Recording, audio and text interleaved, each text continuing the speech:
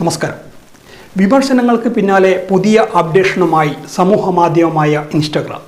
പുതിയ അപ്ഡേഷൻ അനുസരിച്ച് പുതിയതായി സൈൻ ഇൻ ചെയ്യുന്ന കൗമാരക്കാരെ ടീൻ അക്കൗണ്ടുകളിലേക്ക് ഉൾപ്പെടുത്താൻ തുടങ്ങുമെന്നാണ് മെറ്റ പ്ലാറ്റ്ഫോം അറിയിക്കുന്നത്.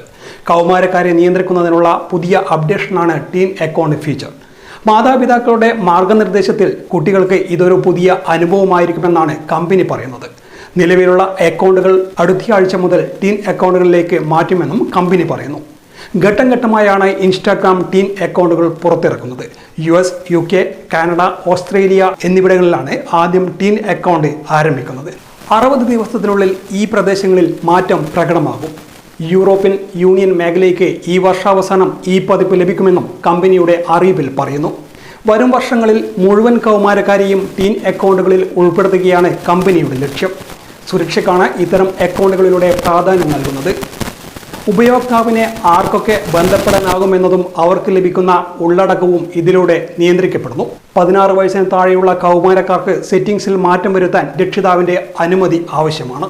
കൗമാരക്കാരുടെ അക്കൗണ്ടുകൾ സ്വമേധയാ പ്രൈവറ്റായി മാറുമെന്നതാണ് പ്രധാന മാറ്റം. മെസ്സേജുകൾ അയക്കുന്നതിലും കർശന നിയന്ത്രണങ്ങൾ കൊണ്ടുവരും. കുട്ടികൾക്ക് ലഭിക്കുന്ന സെൻസിറ്റീവ് കണ്ടന്റുകൾ, കമൻറ്റുകൾ, CMകൾ എന്നിവയിൽ നിന്നും മോശമായ ഭാഷയും ശൈലിയും സ്വമേധയാ ഫിൽട്ടർ ചെയ്യപ്പെടും. ഓരോ ദിവസവും 60 മിനിറ്റിന് ശേഷം ആപ്പിൽ നിന്ന് പുറത്തിറങ്ങാൻ കൗമാരക്കാർക്ക് അറിയിപ്പുകൾ ലഭിക്കും. രാത്രി 10 മണിക്കും രാവിലെ 7 മണിക്കും ഇടയിൽ സ്ലീപ്പ് മോഡ് ഓണാകുമെന്ന മെച്ചവുമുണ്ട്.